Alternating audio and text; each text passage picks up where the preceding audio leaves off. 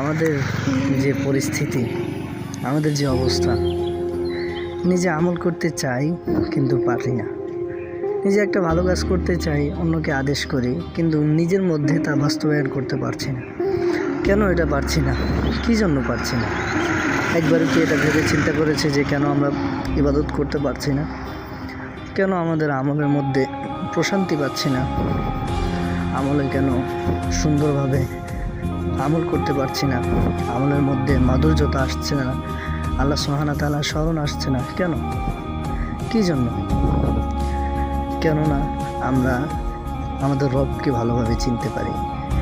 যিনি আমাদেরকে সৃষ্টি করেছে তাকে ভালোভাবে চিনতে পারিনি। যে রব আমাদেরকে পাঠিয়েছেন দুনিয়াতে, কেন পাঠিয়েছেন আমাদেরকে, তাই মূল উদ্দেশ্যই আমরা বুঝতে পারিনি। এই কারণে আমরা আমাদের রবের ইবাদত যথাযথভাবে করতে পারছি না।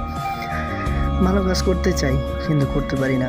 ভালো আমল করতে চাই, করতে পারি না। মানুষের সাথে ভালো আচরণ করতে চাই কিন্তু করতে পারি না। কেননা আমাদের রবকে আমরা ভুলে গিয়েছি।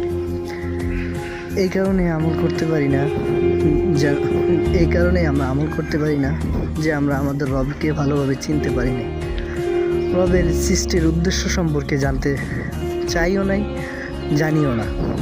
এই কারণে আমরা ভালো আমল করতে পারি না।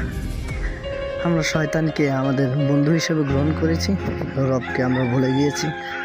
এই কারণেই আমরা আমাদের রবকে চিনতে পারি না, রবের ইবাদত করতে পারি না। রব যেভাবে চলতে বলেছেন সেভাবে চলতে পারি না। আল্লাহ সুবহানাহু ওয়া তাআলা আমাদেরকে ভালো আমল, ভালো কাজ করার তৌফিক দান করুন। আমিন।